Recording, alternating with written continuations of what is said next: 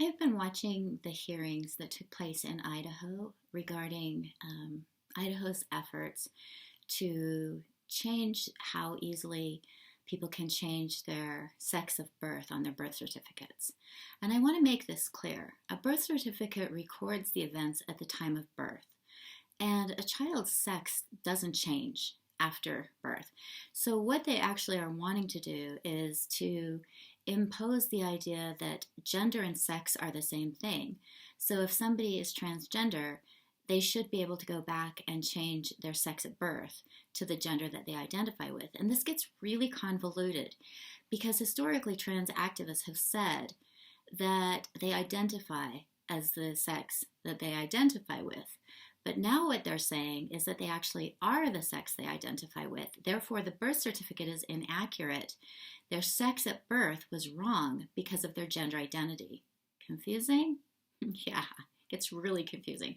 So I wanted to show you a few clips in which we have activists, first of all, trying to suggest that biology is meaningless or somehow transphobic or sexist, that defining things based on biology, which is how we have defined sex, historically, for always, ever since we were able to identify chromosomes, DNA, genitalia, all that stuff has to do with biology, and that is the definition of sex. So what they're trying to do is actually change the definition of sex to make it be gender identity, which are two separate things.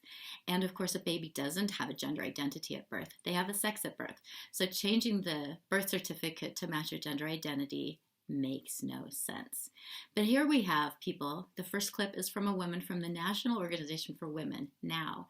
This is an organization that is supposed to be protecting the rights of women.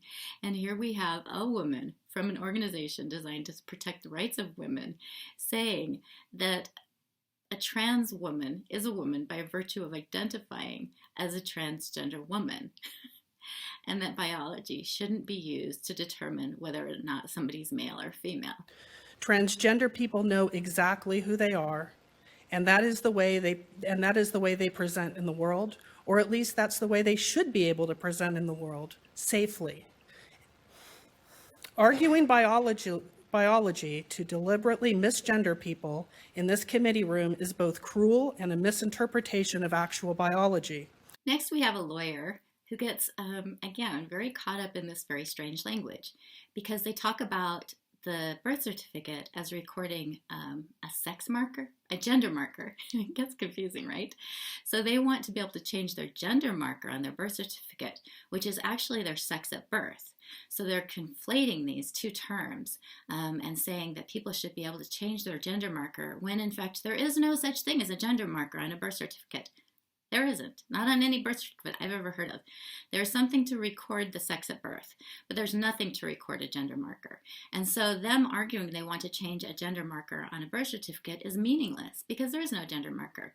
There's sex, and we can't change sex. We can change what we identify as. We can change how we present in the world, but we can't change our sex. So listen to this woman from Lambda Legal trying to argue that anybody should be able to change their birth certificate to match how they identify, and then claiming somehow that that is their gender marker rather than their sex at birth. We speak to it as a gender marker, but the issue of whether you're talking about sex or gender marker, that was discussed and addressed at the court. Gender marker being the notation on the birth certificate called sex. Next, we have a woman from the ACLU.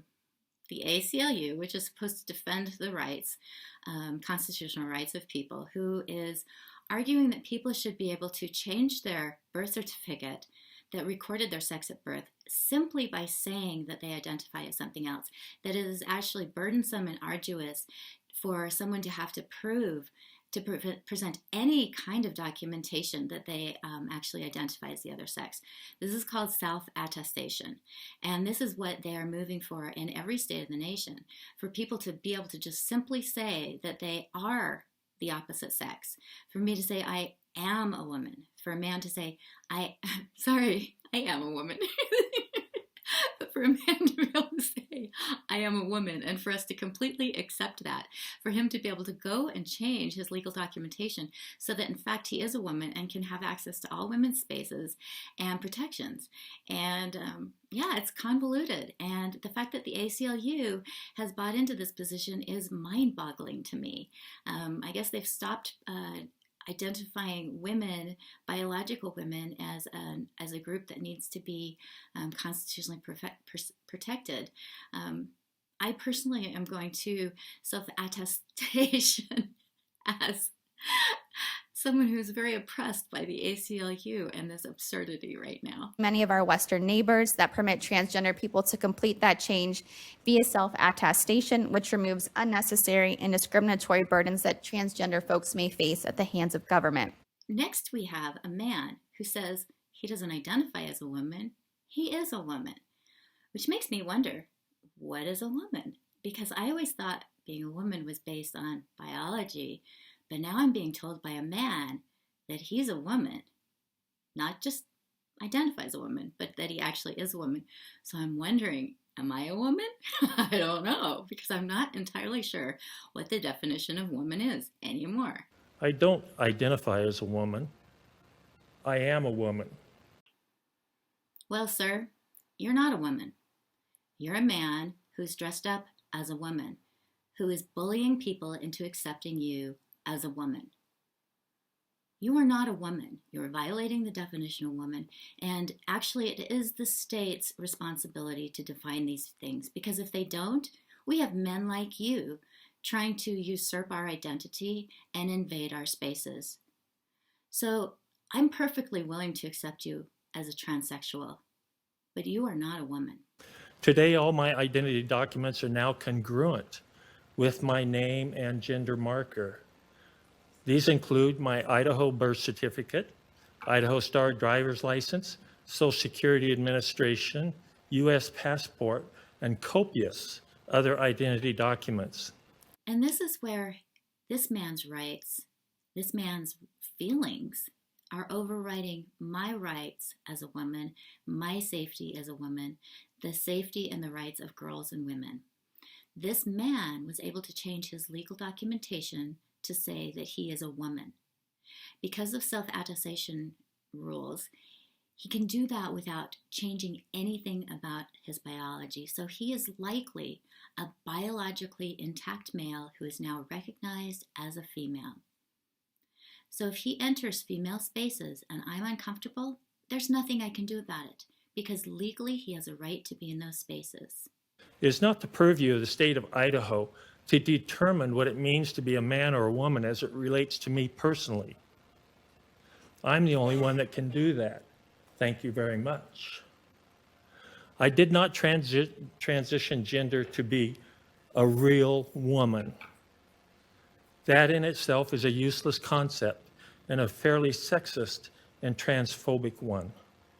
I transitioned to be a woman, my kind of woman, the kind of woman I want to be.